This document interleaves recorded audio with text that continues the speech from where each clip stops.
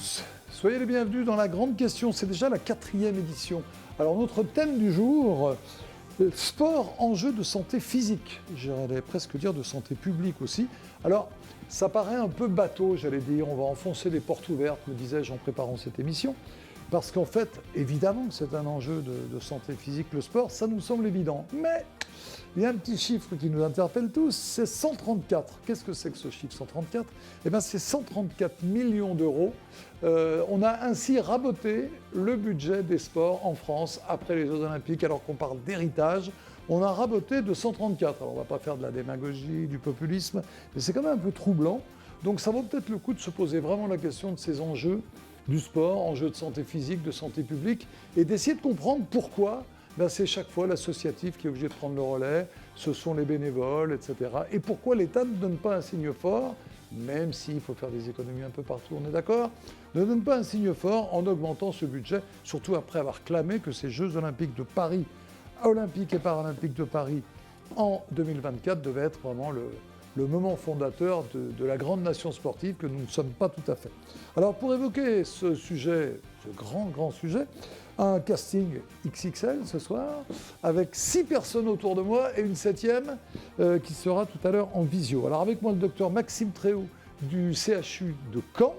Vous êtes également président de l'association Sport en Tête dont on va parler évidemment. Avec nous également Jehan Lecoq, coprésident de la commission médicale du Comité national olympique sportif français, CNOSF, c'est même mieux.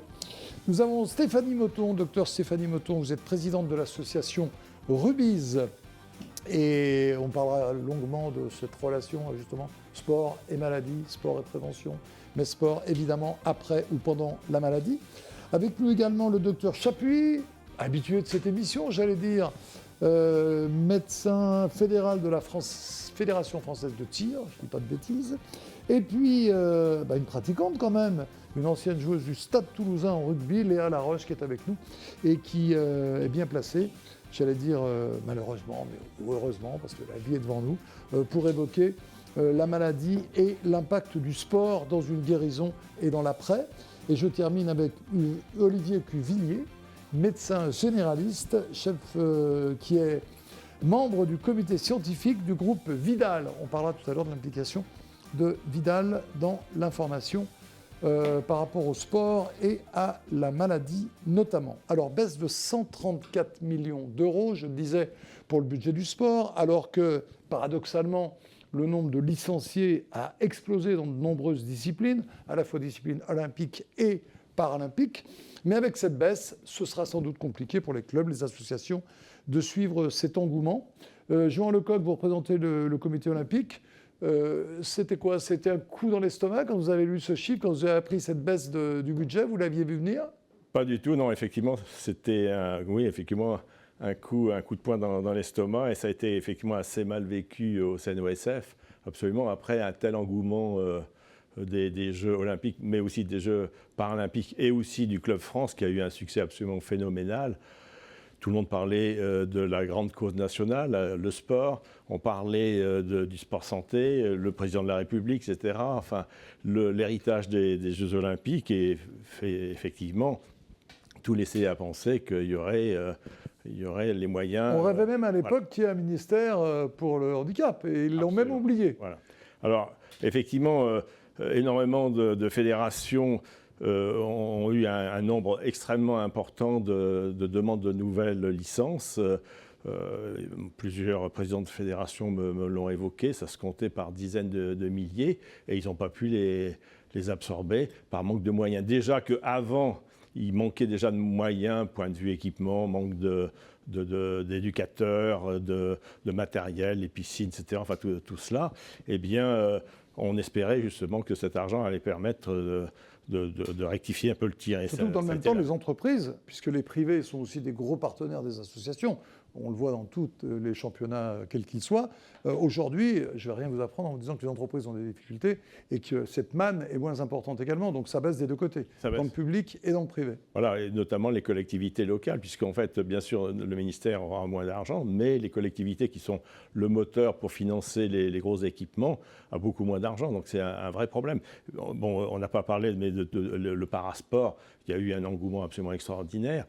On fête ces jours-ci, je crois, le 20e anniversaire de la loi sur le handicap. Donc tout ça pourrait faire penser à une flambée justement de cette activité, et puis ce n'est pas le cas. Et d'ailleurs, le CNOSF a écrit, il n'y a pas très longtemps, juste avant ou après la période de Noël, un communiqué s'alarmant justement de cette réduction des moyens. Et puis il y a eu les vœux du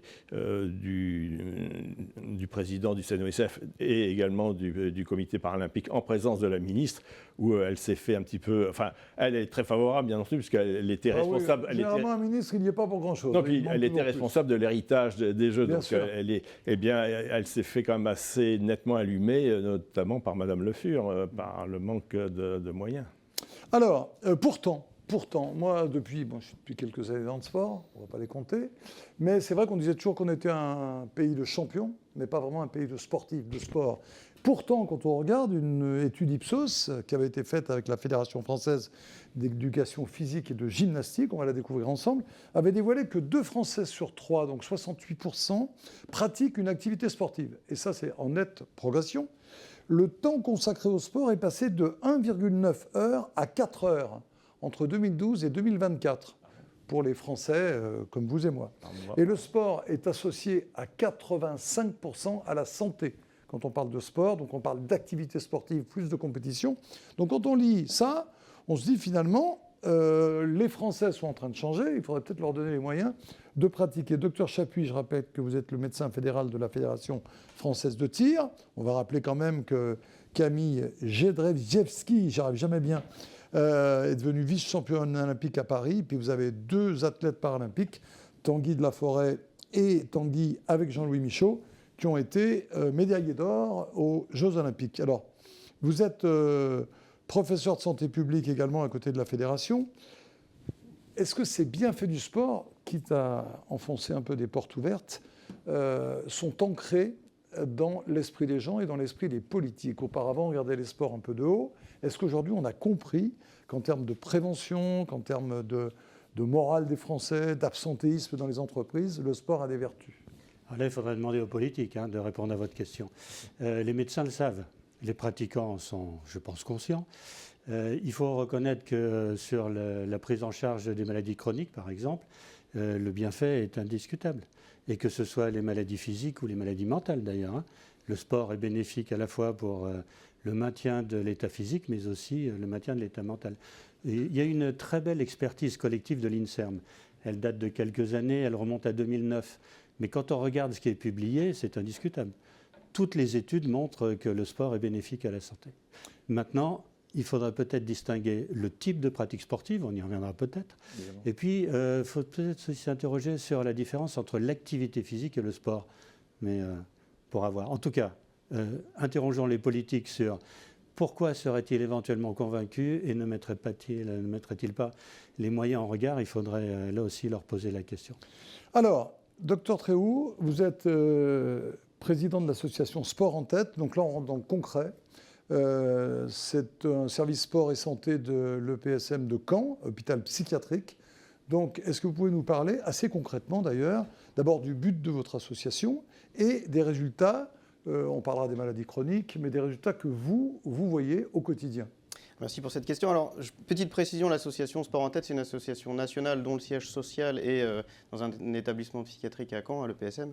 Mais c'est une association qui date des années 50 et qui visait à fédérer toutes les structures qui dispensaient de l'activité physique et du sport à dans le secteur sanitaire et médico-social à des patients qui Ça existe depuis si longtemps, cette prise de conscience de bienfaits du sport. Exactement. Alors ça, c'était vraiment en pratique courante. On permettait de faire sortir les patients des services et surtout avoir un outil, un levier contre la stigmatisation. Alors ça c'est plus récent, parce que ça fait longtemps qu'on s'y attelle. Mais les bénéfices, on les perçoit tous là maintenant. C'est acté sur le plan scientifique, comme dans les autres pathologies chroniques. On sait que par exemple dans la dépression, l'activité physique ou le sport, c'est à la première ligne du traitement. On peut traiter un épisode dépressif d'intensité modérée avant même d'aller voir un psychologue ou de recevoir un traitement antidépresseur. Donc ça fait partie des traitements. Et aussi, on a un impact préventif avec l'activité physique, puisque ça a été décrit que avoir un mode de vie actif, respecter les recommandations d'activité physique, permettait de prévenir l'apparition de 20 à 40%, dans 20 à 40% des cas, d'épisodes dépressifs. Donc ça, on en est conscient. Et l'autre intérêt pour les patients... Pardon, je vous coupe juste. Oui. Vous dites première prescription. On peut imaginer quelqu'un qui se sent partir dans un état dépressif. Et la première prescription, c'est de lui dire bougez-vous. faites Exactement. Et de l'activité l'accompagner pour Et l'orienter vers des maisons sport santé Très ou bien. des dispositifs pour vraiment cadrer sa pratique. Parce qu'il y a aussi des risques. On sait que les personnes qui présentent des troubles psychiques, ils ont un mode de vie plus sédentaire et donc plus de facteurs de risque cardiovasculaires ou de maladies chroniques. Donc il faut être prudent. On est vraiment dans le champ du sport santé parce qu'il faut encadrer les pratiques. De l'activité sportive et non pas du sport, comme Ouais, il a été exactement. dit tout à l'heure. Après, on est vraiment aussi dans une perspective de parcours patient, c'est-à-dire pour les personnes qui présentent des difficultés ou une autonomie moindre, on va les encadrer vraiment avec les maisons sport santé, vraiment dans l'activité physique qu'on appelle adaptée. Et après, l'idée, c'est de les orienter vers une pratique en autonomie, vers les dispositifs sport sur ordonnance, l'association Sport en Tête, et puis les différents services qui proposent du sport, même, enfin, j'utilise le terme sport pour vraiment aller vers la Alors, je déstigmatisation. rebondis sur le mot sport sur ordonnance. C'est quelque chose qu'on ne pouvait pas imaginer il y a quelques années en France. Ça existe aujourd'hui. Alors ça existe depuis tous les textes, les décrets, c'est 2016 et le début d'application 2017. Et nous, on a fait partie à Caen de la première ville qui proposait d'ouvrir ce dispositif aux personnes qui souffrent de troubles psychiques. D'accord. Et on s'est rendu compte qu'après la première année, le bilan est que sur 115 personnes qui avaient bénéficié du dispositif, il y avait un tiers étaient orientés sur un point d'appel psychique, on va dire. Donc vraiment très intéressant. Et depuis, ça a bougé beaucoup. Il y a une association de Caen et les municipalités autour, donc Hérouville, Saint-Clair et puis Mondeville, pour un dispositif commun avec une même ordonnance de prescription et puis un parcours de patients assez homogène. Et c'est ce qui tend à être fait sur les municipalités autour, Caen-la-Mer et les environs, pour vraiment harmoniser les pratiques et rendre le sport accessible à tous. C'est ce qu'on appelle le sport sur prescription médicale. Alors, docteur Stéphanie Moton, c'est quelque chose que vous connaissez bien dans un autre domaine. On était dans les troubles psychiques. On est maintenant, vous êtes chirurgien oncologue, présidente fondatrice de l'association Rubiz. Alors, on va venir à Rubiz dans quelques instants. Hein, c'est intéressant, le premier club français de rugby santé. Moi, j'aimerais avoir votre avis plus général en tant que chirurgien oncologue sur justement cette importance du sport. J'ai toujours l'impression d'ouvrir des portes ouvertes parce que tout ça me semble tellement évident, mais il faut le dire et le répéter. Vous, dans votre expérience professionnelle, vous avez concrètement senti l'importance et le côté vital de ce sujet. Alors, c'est des portes ouvertes, mais en fait, évidemment, on sait que le sport, ça fait du bien. On sait que l'activité physique, ça fait du bien. Tout le monde sait ça. Mais pour nous, oncologues, les choses de l'environnement sont quand même difficiles à évaluer. On a du mal à montrer l'impact de l'environnement, probablement des questions d'épidémiologie, une nécessité d'avoir des études sur un nombre de personnes important. Et donc, quand vous évaluez le cancer, les cancers sont très, très différents. Et donc, ça devient difficile d'évaluer quelque chose qui fait partie de l'environnement. Pour autant, l'activité physique aujourd'hui n'a plus besoin de démontrer l'impact positif. Alors l'impact, il est positif évidemment sur la qualité de vie. La qualité de vie, ça comprend beaucoup de choses. Ça comprend la qualité de vie psychique, la qualité de vie de l'état physique, l'état social. Ça comprend tout ça. Donc ça, on sait tout ce qui va contribuer, au bien-être de la personne, au bon état de santé de la personne. Et plus l'état de santé est bon, plus on va sans doute aller traiter. On va aller plus loin. C'est-à-dire que ça vous paraît évident, c'est une porte ouverte. Mais si on va plus loin, l'activité physique, ça permet de mieux tolérer les traitements à visée carcinologique. Il y a des études qui ont été réalisées sur des groupes de patients qui pratiquent une activité physique régulière, d'autres qui n'en font pas. Et en fait, on voit que les médicaments sont mieux tolérés. Si vous tolérez mieux un médicament, on peut faire les médicaments à la bonne posologie, on peut les faire sur la bonne durée, avec l'efficacité, on va dire, optimale. Là, vous êtes pendant le traitement, parce que l'idée, quand on parle d'activité sportive, par réflexe, on pense plus à l'après, dire voilà, on s'est soigné, on a fait une parenthèse dans sa vie, et après on va reprendre le sport. Non, là, vous êtes en train de me dire que c'est pendant le traitement, pour mieux supporter les chimiothérapies, etc., que vous allez c'est tout à fait ça. Sport. C'est pendant le traitement, donc pour mieux tolérer le traitement. Et puis je vais aller même plus loin. Il y a le troisième impact de l'activité physique, c'est sur le pronostic de la maladie. En tant qu'oncologue, moi, je voue ma vie à trouver des traitements qui vont fonctionner sur nos patients, à les opérer dans la meilleure des situations, etc. Et on s'est rendu compte qu'on avait des résultats quand même assez incroyables. Je vais vous donner juste un exemple, mais il faut savoir que c'est vrai dans beaucoup de cancers. Quand je dis que c'est vrai, c'est que ça a été démontré de façon scientifique, d'accord, avec des résultats statistiquement on n'est pas au café du commerce, là. Non. Ça a été parle avec des gens qui connaissent leur sujet. Ça a été démontré sur beaucoup de cancers, mais après, on a des cancers qui sont... on ne peut pas faire évaluer une série pour certains cancers parce que c'est des cancers qui sont plus rares, etc. Mais en tout cas, sur les cancers les plus fréquents, on a montré qu'une activité physique régulière, avec une certaine intensité, comme la posologie d'un médicament, c'est-à-dire qu'un médicament, il va être efficace à une certaine posologie, il sera moins efficace si on donne moins, avec une certaine durée de ce traitement non médicamenteux qu'est l'activité physique, eh bien, on peut améliorer le pronostic de la maladie. Le problème aujourd'hui, il n'est pas l'impact positif de l'activité physique, parce qu'on a réussi à le démontrer. C'est assez surprenant pour nous, oncologues, de comprendre aujourd'hui les mécanismes immunologiques. C'est pas juste dans la tête, hein. Il y a des vrais mécanismes avec des facteurs on connaissait des facteurs de croissance tumorale, des facteurs protecteurs contre la tumeur, et on sait que l'activité physique aujourd'hui, à une certaine posologie, va permettre d'augmenter les facteurs protecteurs et diminuer les facteurs contre le cancer. Alors, je vous finis juste, pardon. Le problème aujourd'hui, il n'est pas à l'impact de l'activité physique, il est à l'adhésion. Et c'est là, on parlait de nos politiques, on parlait aujourd'hui des moyens financiers qui sont enlevés aux associations qui œuvrent sur le terrain. Le problème aujourd'hui, il est à l'adhésion. Et l'adhésion du patient à l'activité physique, si elle n'est pas bonne aujourd'hui, malgré les résultats qu'on a de l'activité physique, si elle n'est pas bonne aujourd'hui, c'est le résultat de l'information qu'on ne donne pas aux patients. C'est le résultat d'un manque de prescription pour toutes les raisons qu'on connaît, manque de formation, d'information. C'est le résultat d'un manque de moyens financiers. Je veux dire, la prise en charge aujourd'hui de cette activité physique, c'est le résultat d'un suivi de ces patients à qui on prescrit. Donc c'est le résultat de tout ça aujourd'hui qu'il faut réfléchir. Aujourd'hui, il faut travailler sur l'adhésion du patient et plus sur les bénéfices de l'activité physique. C'est l'information des patients, c'est l'information des médecins. Je vais prendre un exemple. Il y a des choses qu'on sait depuis 40 ans. En 1987, quand j'étais médecin d'équipe de France de ski, on a eu un athlète de haut niveau qui a été atteint d'une maladie hématologique, peu importe.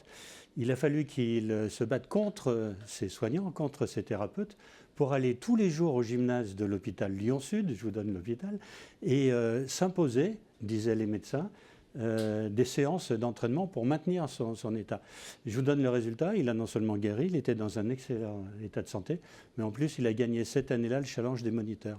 Un mois avant, il était en chimiothérapie. Donc vous voyez qu'on a des exemples comme ça, mais il faut même convaincre les soignants, parce que les médecins voulaient l'en empêcher. L'information doit aller chez les médecins et chez les patients. Alors, puisqu'on parle de patients, donnons la parole à Léa Laroche. Léa, vous êtes ancienne joueuse du Stade Toulousain, vous avez été victime d'un cancer. Oui. Et alors, dites-moi d'abord, comment alors le sport était déjà évidemment dans votre vie, mais comment cette approche, peut-être les téléspectateurs ont-ils déjà été surpris, pendant que Stéphanie Moton nous parlait, on voyait des images de rugby, et c'est vrai que ce n'est pas le premier sport auquel on pense quand on a affaire à des gens qui sont malades, qui sont en thérapie. Alors Léa, vous étiez déjà évidemment sensibilisée au sport rugby, mais racontez-moi comment cette association est venue à vous, comment dans votre parcours de malade, vous avez été amené à vous dire finalement, bon, vous le saviez, le sport peut me faire du bien. Ben, en fait, moi, j'avais déjà eu l'occasion de rencontrer les rugby's à l'époque où je jouais au Stade Toulousain, puisque on a une passerelle avec l'équipe des filles, on les suit et on s'est déjà rencontrés à plusieurs reprises. Et c'est vrai que quand je suis tombée malade, j'avais quand même cette volonté de continuer le sport. Je faisais beaucoup de courses à pied, mais c'était très compliqué avec les traitements de pouvoir pratiquer ça seule. Et du coup, c'est vrai que je me suis tournée vers les rugby's pour retrouver un petit peu cet esprit de groupe, de cohésion. Ça faisait à la fois office de sport, de pratique sportive, de se dépenser, et puis ce lien social qu'on peut avoir entre nous dans l'équipe. On s'entend toutes très bien, on peut parler de la maladie ou pas. Voilà. Alors l'esprit, comment ça se passe? Est-ce que les gens osent? Parce que vous aviez cette culture, je vous pose la question à toutes les deux, mais est-ce que les gens osent? Voilà. D'abord, l'information arrive jusqu'à eux, et ensuite, lorsqu'on est focus sur son traitement, sur ce combat contre la maladie, comment on va avoir la petite lumière qui va s'éclairer en disant, tiens, moi, dans l'expérience que j'ai eue, j'ai vu à Avignon, il y a un club d'aviron, on a acheté un bateau après le cancer du sein. Il y avait des études au Canada qui avaient été faites pour dire que l'aviron était excellent, contrairement à ce qu'on pouvait croire. Et il y a eu un gros travail. Mais c'est toujours post-maladie. Pendant la maladie, est-ce que... Moi, ça m'intéresse de savoir comment les jeunes femmes que j'ai vues sur les images sont d'abord contactées. Est-ce qu'elles viennent vers vous? Est-ce qu'il y a une crainte? C'est pas le moment pour moi de m'intéresser au sport, je m'intéresse à mon corps malade. Comment ça s'est passé pour vous? Alors déjà, juste... on a des recommandations aujourd'hui. En cancérologie, on a beaucoup de recommandations, hein, et tout est bien carré. Aujourd'hui, on a des recommandations de l'Institut national du cancer qui disent qu'on doit informer le patient dès le début du parcours de soins, c'est-à-dire au moment de la consultation d'annonce. En plus, on sait qu'il y a un moment où le patient il est prêt à changer énormément de comportement. S'il y a des comportements à risque, hein, l'arrêt du tabac, une meilleure alimentation, démarrer une activité physique. La plupart des patients ne sont pas comme Léa d'ailleurs, sensibilisés à l'activité physique en amont. Ce n'est pas la grande majorité de nos patients. Donc l'idée, ça va être dès le départ, et ça c'est des recommandations aujourd'hui, de dire aux patients, voici, vous avez telle maladie, voici ce qui serait bien de changer, hein, arrêter le tabac par exemple, qui ne va pas nous aider dans les traitements. On va vous traiter comme ça prend du temps aussi d'expliquer les traitements. Et puis sachez que l'activité physique, on a des chiffres, par exemple pour le cancer du sein, on sait aujourd'hui, les études montrent que démarrer une activité physique dès le diagnostic de cancer du sein avec une certaine intensité, encadrée pendant une certaine durée, ça va diminuer de 25% le risque de récidive. Ça va diminuer jusqu'à 50% le risque de mortalité après ce cancer. Mais je suis complètement d'accord avec vous. Alors, moi, j'ai un point commun avec Léa, j'ai donné aussi. Jamais, moi, on m'a parlé de... Tout de suite, alors la diététique, là, on m'a tout proposé. C'était formidable d'ailleurs dans un centre d'oncologie très très réputé à Avignon. Mais pas le sport. On m'a tout proposé, mais jamais le sport. Et les gens avec qui j'ai pu discuter là-bas, jamais. En revanche, sur le poste, après, en revanche, on est un peu plus sensibilisé. Il y a des associations dont je suis parrain d'ailleurs, qui s'occupent de ce genre de choses. Mais tout ce que vous avez dit, moi je l'ai retrouvé dans... alors on vous propose mais absolument tout. Il y a vraiment un catalogue, hein, de l'acupuncture en passant par la diététique, par le psy, par tout. Mais jamais j'ai entendu le mot sport ou activité sportive. Ça change en fait. Après, on est en pleine structuration. Et c'est pas vieux, pardon, c'est récent. Oui, on est en pleine structuration, ça change et c'est assez hétérogène sur le territoire. En effet, il y a des centres dans lesquels il y a beaucoup de gens sensibilisés. Il y en a d'autres où c'est plus difficile. Moi, alors que je suis très engagée, enfin, vous l'entendez aujourd'hui, quand je discute avec mes collègues, voilà, à chaque fois, je me rends compte à quel point il faut en parler et en reparler. Et je m'impose maintenant de faire au moins une fois par an. On a des réunions internes avec tous les médecins. Au moins une fois par an, je m'impose d'aller expliquer qu'on se déplace en congrès pour une molécule qui va améliorer la survie de 3 mois et on ne prend pas 5 minutes par consultation pour parler de l'activité physique. Voilà, donc je vais un peu les percuter, vous voyez ce que je veux dire, avec ce type de discours un peu Docteur Tréhouch, chez vous, ce discours, il passe bien? Il est devenu évident? Oui, il est évident parce que, pareil, parler d'activité physique, d'hygiène de vie, on a un discours qui est beaucoup plus accrocheur que dire on va utiliser un nouveau traitement. Alors en plus, en psychiatrie, on est assez limité dans l'utilisation des molécules, c'est-à-dire il n'y a pas de nouveau traitement révolutionnaire. Là, l'activité physique, on va à la fois traiter ou soulager des symptômes dans le psychiatrique et améliorer aussi la santé physique des patients, donc on est doublement gagnant. Et ça, les patients, on les motive. Alors, ce qui est compliqué, c'est avant de prescrire, avant de parler d'activité physique, il y a un gros travail motivationnel, et ça, c'est un travail en amont qui est vraiment dispensé par l'équipe soignante, parce qu'on a beau dire le sport, l'activité physique, c'est bénéfique sur plein de dimensions cliniques. Pour autant, la motivation, ça fait même partie d'un symptôme. Quand on est déprimé, il y a un manque de motivation. Quand on souffre de schizophrénie, ça fait partie des dimensions des symptômes. Donc ça, il faut déjà faire un travail en amont. Parce que le risque, c'est, moi je l'ai fait moi-même la propre expérience, que j'ai beau prescrire, les patients ils ressortent de ma consultation avec 2 ordonnances à chaque fois, une de sport, une de traitement. J'ai beau le donner l'ordonnance, le fait qu'ils aboutissent à une prise en charge en activité physique, dans les dispositifs maison sport santé, etc., c'est pas la majeure partie des patients. Donc il faut vraiment un travail en amont de motivation. Léa Laroche, juste l'ambiance qui peut régner lorsque des femmes ou des hommes se retrouvent. Alors, il y a une chose aussi qui est remarquée dans toutes les études, c'est que les femmes sont beaucoup plus à l'écoute, curieusement, des activités sportives, physiques ou parallèles, on va dire, que les hommes. Les hommes, après leur cancer, ils se cachent dans un coin, et les femmes sont plus sociables, entre guillemets. En tout cas, c'est les chiffres qui le montrent. On a envie de se retrouver ensuite, même quand c'est fini. Comment ça se passe? Il naît des amitiés, un groupe? Comment ça se passe? Oui, bien sûr, il naît des amitiés, il naît un groupe. Et puis, je pense que même si la maladie s'arrête à un moment donné, ça ne s'arrête jamais vraiment. On est toutes passées par le même endroit et c'est ça qui nous lie, quoi. Et puis, les rugbyes, c'est une famille au final. Donc, alors vous, sportifs de haut niveau, vous êtes retrouvés avec des gens qui, pour la plupart, peut-être n'avaient jamais pratiqué. Comment s'est passé ce mariage? Là, vous considérez comme la guide, la prof, comment ça se passait? Non, pas du tout. Je suis arrivée avec beaucoup d'humilité. Ça faisait quelques années que j'avais plus joué. Et puis, c'est différent du rugby à 15. Et non, il y a beaucoup de bienveillance, même des femmes qui arrivent ou des hommes qui arrivent qui n'ont jamais touché un ballon de rugby, qui ne connaissent rien aux règles. On prend le temps de leur expliquer. Et puis, l'idée, c'est surtout de partager un moment et puis de se dépenser et de partager ensemble.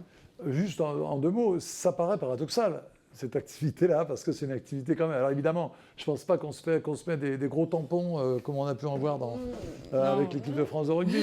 Mais le rugby, c'est un choix particulier quand même. Hein, c'est un choix particulier, oui, mais non, en fait, je vais pas... je vais provoquer un peu. Si, pour moi, c'est un des sports les plus adaptables, en fait. Alors pourquoi ?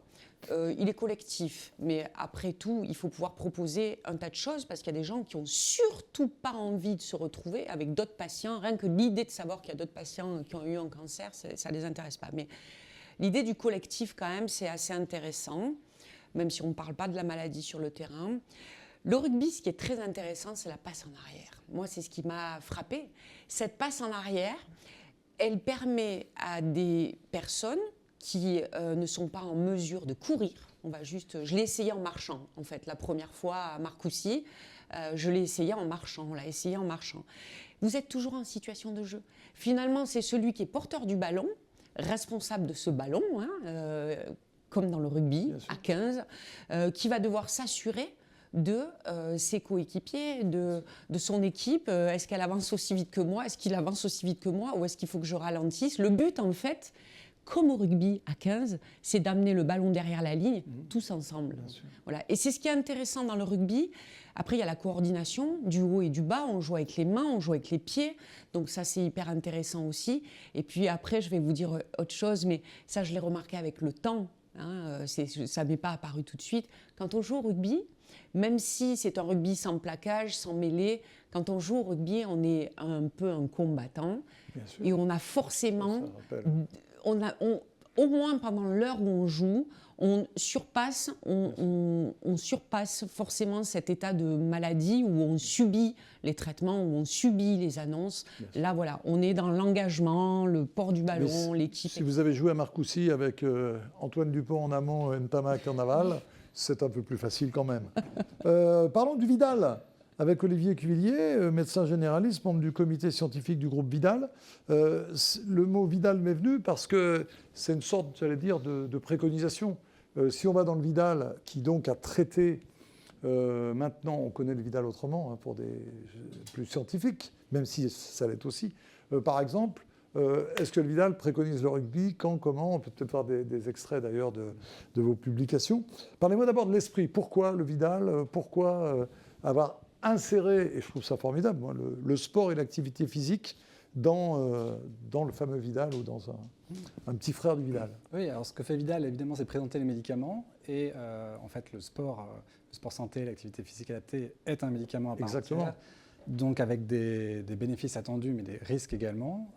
Donc il a toute sa place en fait dans l'outil habituel de prescription des médecins. Il me semble que, en fait, faut rappeler ce que Vidal fait, c'est de publier le Médico-Sport Santé, qui à l'origine est une action de la commission médicale du Comité national olympique, avec d'abord une version papier, donc c'était vers 2015, et ensuite, pour favoriser sa diffusion, ils se sont dit c'est tout à fait logique que, comme on veut que les médecins prescrivent, il faut que ce soit à l'endroit habituel où ils regardent. Et donc, Vidal a digitalisé ce Médico-Sport. On voit d'ailleurs le résultat de cette digitalisation. Vidal a digitalisé ce Médico-Sport. Alors, ce n'est pas très lisible sur l'écran, mais c'est plus lisible si vous y allez. C'est ça. Donc, les fiches sont en fait rédigées par les fédérations. L'accès se fait soit par pathologie, donc on regarde la maladie, soit par sport. Alors, je me suis amusé, j'ai regardé un peu la façon dont les gens accédaient à l'outil. Donc les profils médecins, eux, regardent d'abord les pages sur les bénéfices, alors que le grand public, lui, va regarder d'abord les pages sur le risque et les contre-indications. Donc les patients ou les personnes ont une approche qui est une analyse sur le risque, alors que les médecins ont plutôt une analyse sur le bénéfice. Alors, c'est peut-être plus facile d'aller directement dans vos associations pour parler, mais c'est vrai, vous connaissiez ce système, Léa ? Non, pas du tout. Vous voyez, il faut faire de l'information parce que c'est vrai qu'on peut chez soi tranquillement aller se dire tiens, est-ce que ce sport est. Moi, j'aurais pas été convaincu par le rugby, j'aurais préféré l'explication que j'ai entendue il y a quelques instants par Stéphanie Moton quand même. Ça s'appelait le Vidal du sport au tout début. Oui. Et puis, pour des raisons sûrement administratives ou autres, ça n'a pas été possible. Et le terme de médico-sport santé a été choisi, bien que ça soit plus lourd et moins. Mais c'est vrai que Vidal du sport, ça sonnait bien au début. Allez-y. J'ai regardé le top 5 des fiches les plus consultées. Ouais. Donc en premier, c'est l'athlétisme et la randonnée. En deuxième, c'est le ski et les raquettes. En troisième, c'est encore des raquettes, mais au tennis. Ensuite, c'est la boxe. Et après, c'est l'équitation. Voilà. Le rugby, c'est où? Et la marche, c'est quand même le plus évident, non? Ça m'intéresse. Oui, alors, c'est en fait la première ligne, c'est la marche nordique avec l'athlétisme, en fait, c'est groupé dedans. Ouais. Des activités douces, finalement. Non, mais vous faites bien prendre la parole, docteur Chapuis, parce que moi, je n'ai pas vu la Fédération française de tir dans le Vidal. C'est un sport non énergétique. Et je pense que c'est un manque, parce qu'un sport non énergétique ne veut pas dire mobilisation des ressources mentales. Et quand on est soit à se préparer, soit à lutter contre la maladie, soit à préparer l'avenir, eh bien c'est son cerveau qu'on mobilise. Et la concentration, c'est important. Et d'ailleurs, vous citiez tout à l'heure Tanguy de la Forêt et Jean-Louis Michaud, qui sont nos médaillés paralympiques, et puis Camille, je vous laisserai prononcer son patronyme, qui est notre vice-championne olympique. Ce sont des sports mentaux, mais vous savez que Camille, elle vient du pentathlon, 5 sports, 4 énergétiques et un mental. Donc, vous voyez, tout est possible. Donc, oui, il faut se préparer. Tout à l'heure, vous disiez, on ne vous a jamais proposé le sport dans une certaine situation. En fait, il faut savoir qu'il ne faut pas faire rêver sans pouvoir apporter les éléments. Et je me mets à la place d'un de mes confrères médecins. S'il a un patient et qu'il lui dit « ce serait bien que vous allez faire du sport », où va-t-il l'envoyer? Eh bien, pendant longtemps, on n'a pas su. Pendant longtemps, les clubs de sport étaient plutôt compétitifs que santé, plutôt compétitifs que loisirs. Voyez. Maintenant, ça vient. Il y a des plateformes. Et ce qu'il faut, c'est mettre en commun et en lien le demandeur et celui qui peut accueillir. Vous parlez de l'aviron, il y a maintenant énormément de sections sport-santé dans des clubs d'aviron. Mais ce n'était pas le cas au début. Oui. Maintenant, c'est le cas. Donc oui, il faut s'appuyer là-dessus. Le rugby est un exemple, mais il y en a d'autres. Vous disiez le tir. On peut être dans un état de dépendance physique très avancé. Prenons l'exemple de nos athlètes paralympiques. Ils n'ont pas la force de tenir leur arme. Elle est posée sur un support. Quelqu'un vient poser la munition et armer. Vous voyez à quel point ils sont dépendants. Et pourtant, ils sont champions olympiques. Donc c'est pour dire que c'est accessible à tout le monde. Il faut d'ailleurs voir dans le médico-sport santé ce que les fédérations proposent comme aménagement, adaptation de leur sport. Ça fait preuve d'une imagination absolument extraordinaire. Enfin, quand on voit ce que propose, alors bien sûr le rugby, bien évidemment, mais le tennis, avec des terrains plus petits, des balles différentes, plus lentes, des raquettes différentes, etc. C'est la même chose pour le ski. Enfin, pour l'équitation. Enfin, on peut passer. Donc c'est quand même très intéressant et ça rassure les médecins et les patients. Jean Lecoq, quel est le rôle du comité olympique et quel doit-il être? Parce que tout à l'heure on parlait d'initiatives formidables mais un peu isolées, locales. En quoi le comité olympique peut avoir un rôle vis-à-vis de ces fédérations, peut-être pour accueillir? Parce que, est-ce que vous appuyez sur une fédération ou est-ce que... Mais on est une association, on est le premier club de rugby santé de France. Pour ça, il faut être affilié à une fédération. Bien sûr. On est donc affilié à la Fédération française de rugby. Très bien. Et aujourd'hui, les rugby, c'est pas juste à Toulouse. C'est une vingtaine de clubs en France de rugby traditionnels, hein, j'ai envie de dire 15, 7, etc., qui se sont engagés. Je vais parler qui sont engagés pour avoir une section rugby, hein, où on a une spécificité cancer, mais il y a énormément de clubs aujourd'hui de rugby en France. C'est valorisé par la Fédération française de rugby aujourd'hui. Hein, on valorise par des points un club qui va s'engager dans le côté social, dans le côté environnement, sociétal, et pas que dans la compétition. Parce que tout à l'heure, vous disiez, Stéphanie Moton disait que dans les congrès, plutôt que de parler, enfin plutôt, pas plutôt, mais en même temps, on peut aussi, en même temps, parler d'une molécule, on peut aussi informer. Le comité, c'est un peu pareil. C'est vous, est-ce que vous ne devriez pas, ou peut-être le faites-vous, consacrer du temps lors de grands raouts où toutes les 100 et quelques fédérations sont présentes, de dire attention, le rôle du comité olympique, c'est ça aussi, c'est d'aller adapter notre activité, écouter des formidables associations comme Rugby's, mettre nos structures à leur disposition. Ah, mais le comité olympique le fait. Hein. Alors effectivement, le comité... ça vient de là. Le comité... Eh bien voilà, faites-vous briller, allez-y. C'est un accouchement, on est produit par le comité. Puisque effectivement, il ne faut pas oublier que le comité olympique, c'est une association des 119 fédérations. Donc c'est le mouvement sportif. Et le médico-sport santé, lorsqu'il a été conçu notamment par Alain Calmat, au début vers 2009, eh bien, il a augmenté progressivement parce que, en fait, c'était au départ une idée de dictionnaire, mais en fait, c'est le document, non pas du CNOSF, c'est le document du mouvement sportif, c'est-à-dire des fédérations. C'est-à-dire que lorsque le président du CNOSF, à l'époque, en 2011, a demandé à toutes les fédérations de créer une commission ou un comité médico-sport santé, et le comité, lui, national, a eu pour rôle de construire un canevas pour que la fiche soit homogène pour toutes les fédérations. Et ensuite, ça a été envoyé à toutes les fédérations. Donc à l'heure actuelle, il y en a quand même un certain nombre, il y en a quand même 55 qui ont répondu. On en a 5 qui ont demandé à rentrer dans le médico-sport santé. Donc ça... Il faut reconnaître que pendant les 2 ans, 2023-2024, les fédérations avaient d'autres préoccupations en tête. Très ça n'a pas été, ça s'est un peu calmé. Mais sinon, c'est reparti. Là, 2025, il y a 5 fédérations qui veulent entrer. Bientôt la Fédération française de tir. Peut-être. Tout à fait. C'est vrai le cas. Non, mais tout à fait, c'est le cas. Et le fait que ça ne soit pas très énergique, c'est pas le problème, puisqu'il y a la pétanque, il y a etc. Vous savez que je viens d'être élu médecin fédéral. Parmi les projets importants, c'est le sport santé. D'ailleurs, il y a une convention qui est signée avec le ministère des Sports. Mais puisque c'est le printemps, c'est la reprise pour un certain nombre de gens de l'activité sportive. Je voudrais quand même attirer l'attention sur le fait qu'un peu, c'est déjà beaucoup. D'accord ? Il ne faut pas essayer de viser le haut niveau tout de suite. Un peu, c'est déjà beaucoup. Les recommandations, c'est 30 minutes d'activité physique. Je n'ai même pas parlé de sport, hein, d'activité physique par jour.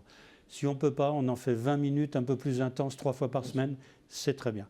En revanche, puisque c'est le printemps et que les vélos vont ressortir, attention à une chose. Il y a ce qu'on appelle des faux sportifs et vrais sédentaires. Ce sont ceux qui font un tour de vélo le dimanche et rien du tout la semaine. Ceux-là sont plus à risque d'un accident cardiovasculaire que s'ils ne faisaient rien. Vous voyez ce que je veux dire ? Et ceux qui viennent monter le Ventoux à côté de chez moi à 50 ans, sans avoir fait de sport depuis 10 ans, progressif. Et qui dit je vais monter le Ventoux avec des copains, je crois qu'ils en ramassent une quinzaine par an. Mais tous les ans. Alors, puisqu'on parle du vélo, vous aimez le vélo, moi j'ai été le médecin de Robert Marchand, vous savez, le centenaire qui a établi des records. Lui, il avait la règle des 4 P. Plat, petit plateau, pépère. Eh bien, avec ça, vous pouvez redémarrer au printemps en pleine forme et vous montrer le Ventoux dans l'été. D'accord ? On en reparlera. Une question, une petite parenthèse avant. Je vais revenir aussi sur le programme Maison Sport Santé et ce que vous avez fait justement à Lyon, parce que je vous ai taquiné sur le fait que la Fédération française de tir ne soit pas encore dans l'opération avec le CNOSF et le Vidal, mais vous avez une action qui me plaît beaucoup et que j'aimerais souligner. Juste une petite parenthèse avec Stéphanie Motton. On parlait de sport, d'activité et de sport, je ne sais pas quel terme vous avez employé pour le tir notamment.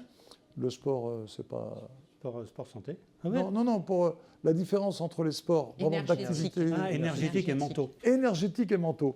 Est-ce qu'il y a une piste vers les sports mentaux lorsqu'on manque de capacité de déplacement et autres? Ah oui, mais en fait, vraiment, on dit le mot rugby, hein, donc je me méfie toujours parce que dès qu'on parle de rugby, hop, on dévie vers des mots, compétition, haute intensité, etc. Pas du tout. J'ai eu la chance de travailler dès 2015 avec la Fédération française de rugby sur les prémices vraiment de ce sport santé initié par le CNOSF et par les ministères en amont. On a travaillé sur quel rugby ? Bien sûr.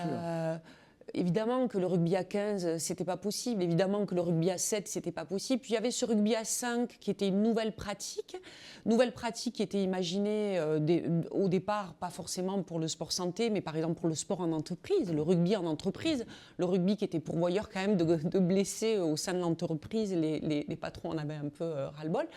Donc l'idée, c'était de développer un rugby nouvelle pratique. Et donc le rugby à 5, on a beaucoup travaillé dessus, de façon à ce que, je vous donne un exemple, on n'a pas besoin d'aplatir le ballon après la ligne pour marquer l'essai. Pourquoi ? Vous allez me dire, c'est bon pour une personne de se baisser, mais parce que l'humain est ce qu'il est. Et que vous commencez en marchant parce que vous ne pouvez pas courir, et puis petit à petit vous allez trottiner, et puis petit à petit, voilà. Ça commence très doucement, mais on a des patients qui, lorsqu'ils veulent s'engager et aplatir le ballon en se baissant, c'est des risques de blessures, parce que les gens, ils ne peuvent plus s'arrêter. Une fois qu'ils ont perdu le centre de gravité, ils ne peuvent plus s'arrêter et ils foncent dans le grillage. Et puis au football américain, ils n'aplatissent pas non plus. Voilà. Pourtant, c'est un peu Donc physique. l'idée, c'était vraiment de réfléchir. Je vous donne juste un exemple, mais on est allé très loin dans la réflexion pour justement adapter avec des terrains réduits, etc., un nombre de personnes réduit, parce qu'au niveau psychologique, je veux dire, quand on est en cours de chimiothérapie, on est moins vigile, hein, quand même, il faut dire ce qu'il y a. Donc, les règles du rugby à 15, c'était un peu compliqué. Vous voyez, avoir juste... Déjà, pour quelqu'un qui est totalement en forme, c'est compliqué. Donc, voilà, donc c'était vraiment une réflexion, ça a vraiment été une réflexion qui a été... J'ai vu une adaptation, d'ailleurs, du rugby sur les images qu'on vient de voir d'entraînement. Il y avait beaucoup de chistera, là, donc je ne sais pas si c'est... Alors, pour ne pas faire le geste complet, mais il y avait des jolis chisteras. Donc, ça, c'est plus pour s'amuser. C'est vous qui leur avez appris ça, je présume. Voilà. Revenons dans le Rhône. Vous avez contribué, docteur Chapuis, à la création du sport santé Rhône. Et dans le cadre de ce sport santé, il y a eu une belle initiative de l'ASPTT. J'aimerais que vous nous en parliez. Comme quoi, c'est toutes ces initiatives qui s'empilent et qui font qu'on va faire de ce sport santé plus qu'une réalité. Alors, vous avez raison, c'est né au niveau du mouvement olympique. Il faut rappeler que le mouvement olympique représente tous les sports. Enfin, il représente le sport. Et puis après, chacun dans sa discipline va déployer ce qu'il est capable de déployer. Mais l'emploi, les initiatives, la lutte contre le dopage, tout ce qui est commun à l'ensemble des disciplines, c'est le mouvement olympique qui le porte. Donc ce que nous avons fait dans le Rhône, c'est créer une plateforme sport santé. Et bien sûr, il faut s'appuyer sur des effecteurs. Vous évoquez l'aviron santé, c'est important.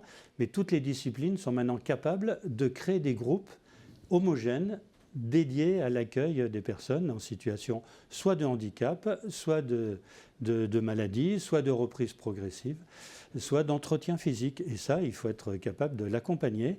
Il faut avoir des médecins qui soient formés au sport, des médecins qui aient des techniques, donc il faut du corpus, comme on dit, mais il faut aussi des infrastructures et du personnel. Et vous évoquiez après les Jeux Olympiques, vous savez, à Londres, ils ont cru qu'après 2012, tout allait être réglé. Pas du tout. Ils sont très déçus, ils sont revenus à peu près au niveau de départ. Il ne faudrait pas que ça nous arrive en France. On a la dynamique 2024, on a Héritage 2024. il faut le faire prospérer. Et moi, je serais un homme politique, j'augmenterais les crédits pour le sport. Parce que c'est un gisement de productivité. Bien sûr. Quand vous regardez un enfant qui fait du sport, il a de meilleurs résultats scolaires qu'un enfant qui n'en fait pas.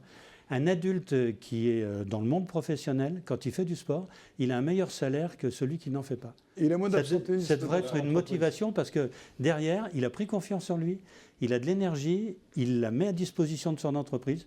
Je pense qu'une entreprise devrait développer des sections sport. Le gouvernement devrait investir là-dessus parce que c'est un retour sur investissement monstrueux. Le Cosmos, qui est Cosmos, ouais. qui est l'association patronale des métiers du sport, a montré par une étude qui est sortie là, il y a quelques semaines, en janvier, qu'un 1 euro investi permet d'économiser 13 euros, entre 13 et 17 euros, grâce justement à la santé, mais aussi sur le plan social dans certains quartiers, sur les plans professionnels, etc. Donc de 1 à 13. Et ça, on a beau l'expliquer effectivement aux politiques, que ce serait un On a eu gain l'occasion énorme. sur Sport en France de faire une émission sur justement le sport dans l'entreprise. Les bienfaits, mais c'est scientifique, il n'y a même pas à discuter, quoi. L'absentéisme dans l'entreprise qui propose du sport à ses employés est divisé par 2 par rapport à l'absentéisme lorsqu'il n'y a pas d'activité. Et puis il y a le côté social, corps social, relations humaines dans l'entreprise. Enfin, il n'y a même pas de débat. On va arrêter de faire ces émissions d'ailleurs maintenant, quand tout ira bien. Donc on est là encore pour un moment. Fanny Barral doit être avec nous. On parlait tout à l'heure de Lyon, du Rhône. On va parler du Grand Est avec elle. Bonjour Fanny, êtes-vous là? Oui, vous êtes là, formidable. Quand ça marche, c'est agréable la télé. Vous êtes chef de projet sport santé au CROSS, donc Comité régional olympique et sportif Grand Est. Bonjour. Alors, racontez-moi ce dispositif prescrit Move, voilà, fallait trouver, en 2019, pour permettre donc de pratiquer du sport sur prescription médicale. Racontez-moi cette aventure. Bonjour. Bonjour, merci pour l'invitation. Donc effectivement, donc le CROSS qui est aujourd'hui vraiment présent dans les instances décisionnelles dans la promotion du mouvement sportif, comme vous avez pu le dire juste avant, et notamment dans l'activité physique à des fins de santé. Et on a la chance du coup en région Grand Est d'avoir ce dispositif qui existe donc depuis septembre 2018. Sur la région Grand Est, qui est tout simplement un dispositif de prescription d'activité physique voilà, pour des personnes adultes qui souffriraient d'affections de longue durée, Covid long, troubles musculo-squelettiques et enfin en situation d'obésité. Donc c'est un dispositif financé par l'Agence régionale de santé. Ce que j'aime, c'est les chiffres aussi. Depuis la création, donc, vous avez 4700 personnes qui ont utilisé les prescriptions. Les prescriptions ont augmenté de 60% en 2023. Est-ce que cet élan est en train de se confirmer ? Alors oui, totalement. Justement, on a fait le bilan en décembre 2024 et depuis son lancement, donc en septembre 2018, 35 000 personnes ont pu bénéficier de Prescrimove en région Grand Est. C'est formidable. Vous avez également été à l'initiative de la création d'un dispositif qui a un joli nom, mais vous allez m'expliquer ce dont il s'agit, c'est la Ligue des mamans. Effectivement, donc c'est un dispositif qui est innovant donc sur l'échelle nationale. D'ailleurs, c'est avec le CNO qui nous a accompagnés sur cette démarche. C'est un dispositif donc régional sur la région Grand Est pour des personnes du coup avec un projet de grossesse, des femmes enceintes ou des femmes en postpartum, pour tout simplement faire le lien entre les professionnels de santé de la périnatalité et le mouvement sportif, avec notamment une cartographie de où est-ce qu'on peut pratiquer en région Grand Est en étant enceinte ou après avoir accouché. Et puis également, on a mis en place depuis janvier 2024 un créneau en visio hebdomadaire qui est accessible gratuitement, qui est mis en place donc, par des clubs sportifs, des comités ou des ligues, qui est accessible du coup en replay également, donc pour toute femme qui souhaiterait pratiquer en étant enceinte ou en postpartum. Bravo, c'est impressionnant, hein. On ne parle pas que de maladie, puisque la grossesse n'est pas une maladie, soulignons-le haut et fort, mais c'est formidable. J'aimerais que vous me disiez si c'est exceptionnel ce qui se passe là, ou si vraiment vous sentez que ça bouillonne, des initiatives aussi formidables que celles que Fanny vient de nous présenter. Alors, je ne suis peut-être pas tout à fait honnête, mais c'est vrai qu'étant moi-même alsacien, j'ai tendance à dire que c'est quand même tout à fait exceptionnel ce qui se passe dans le Grand Est. Et je crois que c'est quand même la réalité. Alors effectivement, il y a quand même, soit en région PACA, comme dans la région lyonnaise, et puis je pense que autour de Toulouse. Toulouse est très particulière parce que quand même énormément d'initiatives ont démarré dans la région toulousaine, alors non pas il y a quelques années, mais il y a 30 ans. Donc avant l'année 2000, il y avait quelques personnalités fortes comme Daniel Rivière qui ont lancé des démarches. Il y a aussi l'escrime chez les cancers du sein, etc. Il y a beaucoup de choses. Toulouse a été quand même un peu un moteur au tout début. Et puis après, il y a quand même d'autres fédérations, d'autres régions qui ont suivi le mouvement, mais Grand Est a rattrapé très rapidement le mouvement. Moi, je m'adresse aux deux médecins qui, quand vous voyez des initiatives comme ça, vous dites finalement que vous êtes dans le sens de l'histoire. Et j'aimerais que vous me parliez aussi de vos relations. Vous l'avez fait un peu avec la Fédération française de rugby, le Comité olympique, mais on n'en a pas parlé ensemble, docteur Trévoux, de l'écoute des institutionnels, des institutions. Est-ce que vous avez eu cette écoute? Est-ce que vous êtes en relation avec le comité départemental? Comment ça se passe? Effectivement, c'est important dans le travail de partenariat. On a tous des idées, des projets, mais après, pour les mettre en action et avoir aussi des financements, il faut qu'on ait des soutiens des instances, des autorités. Alors, on travaille régulièrement avec le CROSS en local, le docteur Desvergers notamment, un collègue direct. Et puis, le travail qu'on a fait sur la mise en œuvre du dispositif qui s'appelle Prescrit Sport à Caen, qui est comme Prescrit Mou Grand Est, c'est vraiment un travail collaboratif avec différentes instances et on est vraiment dans la nécessité de travailler avec nos collègues parce que tout seul, c'est un vrai combat. Moi, on essaye de développer tous à Caen, dans le champ de la psychiatrie, de pouvoir embaucher des enseignants en activité physique adaptée, de travailler pour développer la formation, etc. Tout seul, c'est compliqué. Alors, dans notre instance, auprès de l'ARS, auprès des CHU, on va taper à des portes, on essaye de multiplier les demandes. On est entendu, mais de là à ce que les moyens soient développés, ça reste fragile. Ça bouge, mais on a besoin de soutien multiple. Donc on essaye aussi de travailler ce partenariat qui nous est indispensable. En tout cas, Julien Perronnet qui a monté ce casting, donc qui vous a invité, le chef d'édition de cette émission, à bien jouer, parce que je crois que toutes les bonnes volontés sont là. Et c'est vrai que souvent, on a l'image de l'institution qui va être plus dure à bouger, des initiatives comme les vôtres, avec des gens qui s'épuisent parfois, parce qu'il faut en bouger des choses pour arriver à monter ça. Moi, je voudrais rajouter quelque chose, justement. En tant que médecin, justement, on a d'autres possibilités, c'est la recherche clinique. Et en ayant cette double casquette, on va dire, de médecin et de présidente de club, de sport, d'activité physique, l'idée m'est venue en fait de dire mais où est le problème en fait, la problématique dans tout projet de recherche clinique en fait il y a une problématique et la problématique pour moi aujourd'hui elle est vraiment à l'adhésion. Alors, l'adhésion du patient, parce que si le patient, en fait, il arrive devant un médecin, même un médecin qui n'était pas voué au départ à la prescription, ou il lui dit « mais je veux faire de l'activité physique parce que j'ai un cancer et que j'ai entendu dire dans telle émission que c'était bien », ça va quand même... la plupart des médecins vont quand même aller chercher à comprendre, même s'ils ne sont pas sensibilisés au truc. Donc...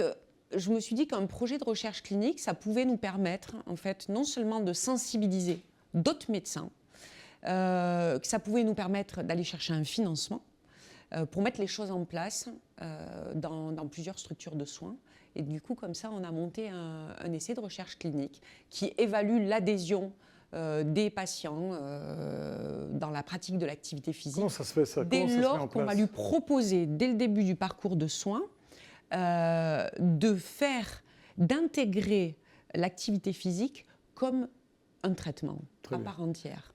Alors, quand je dis comme un traitement, on va me dire mais c'est déjà le cas. Non, c'est pas déjà le cas parce qu'aujourd'hui, un pratiquant, un patient, vous lui dites qu'il faut faire de l'activité physique, même si vous lui prescrivez et même si vous lui dites qu'il faut aller à tel endroit, on en perd beaucoup. On en perd beaucoup parce que, par exemple, un patient qui a un cancer, il a forcément une perte de revenus dans l'année qui suit le diagnostic de sa maladie. Il a une perte de revenus, il faut se réorganiser, il y a pas mal de papiers à faire, de choses à faire.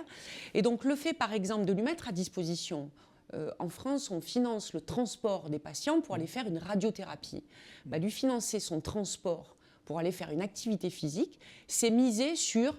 j'engage 1 €. C'est pas dans le sens de l'histoire. Oui, mais en ayant un financement par la recherche clinique, en expliquant que c'est une problématique, en la justifiant, et en disant qu'on fait l'hypothèse que pendant 12 semaines, le fait de prendre en charge ce transport, comme on prend en charge en fait le transport de la chimiothérapie ou de la radiothérapie, on fait en sorte que le patient il prend conscience en fait des bénéfices de l'activité physique. Ça lui donne, ça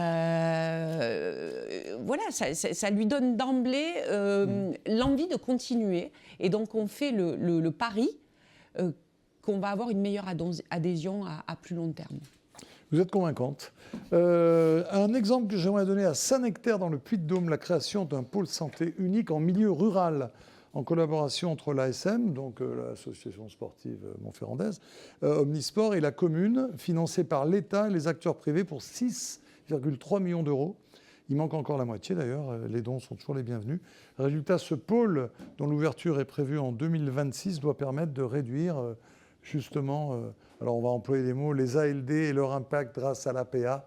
Bon, vous l'aurez compris depuis le début de l'émission, on essaye d'éviter ce... Ils ont fait la démarche d'avoir une section Rubis ouais. Il y a déjà 2 ans, voyez, et ils font partie du projet de recherche clinique. Tout le monde unit ses bonnes volontés. Vous voyez, vous parliez du financement des transports, ça veut bien dire qu'il faut investir.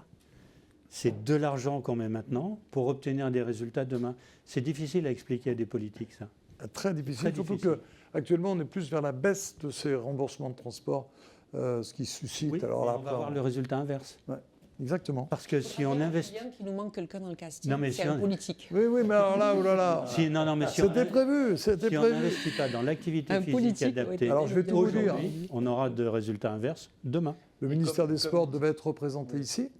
Et la personne qui devait représenter le ministère des Sports s'est désistée il y a 48 heures. Pourtant, d'habitude, je ne fais pas peur. Mais bon, voilà, ça s'est passé comme ça. Allez, je reviens une nouvelle fois vers Fanny, puisqu'on a parlé de l'initiative donc dans le Puy-de-Dôme.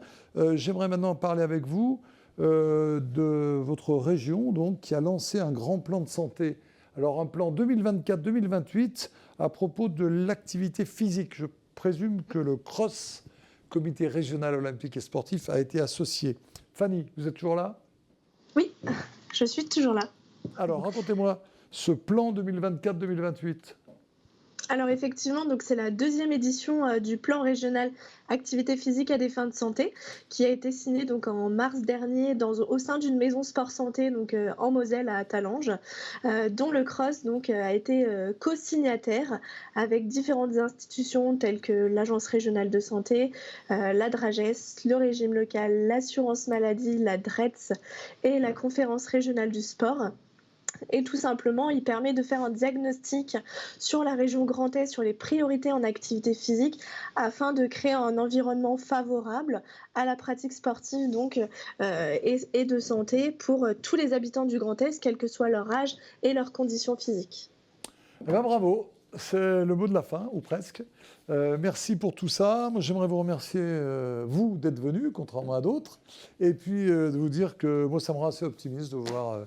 toutes ces bonnes volontés et surtout toutes ces énergies, parce que je pense que vous avez une activité importante. Je me tourne vers vous, parce que oui, il faut quand même avoir une certaine volonté pour arriver à bousculer tout ça lorsqu'on est quand même occupé par un service d'oncologie. Voilà. On ne le ferait pas non plus sans l'aide des enseignants, enfin des éducateurs en activité physique adaptée. On n'a pas dit de petits mots pour eux aujourd'hui, mais ceux qui adaptent cette activité physique, ce sont eux. Il y a une formation, il y a des formations pour ça. Et donc voilà, moi je remercie tous les jours ces gens qui s'engagent. Parce que quand on rentre dans la voie du sport, la voie de la performance, tout ça, c'est assez stimulant. Et ces gens qui s'engagent dans cette voie-là, voilà, il y en a de plus en plus. Merci en tout cas à vous tous d'être, à vous 6 réunis autour de moi. Léa Laroche, ancienne joueuse du Stade Toulousain, je le rappelle, bon vent. Hein. Vous saluez les copines et les copains du rugby pour nous. Ça marche. Et puis moi je vous retrouve prochainement pour une nouvelle émission. On traitera une nouvelle grande question, mais celle-ci est assez passionnante et surtout assez existentielle dans notre société d'aujourd'hui. Merci encore à vous tous.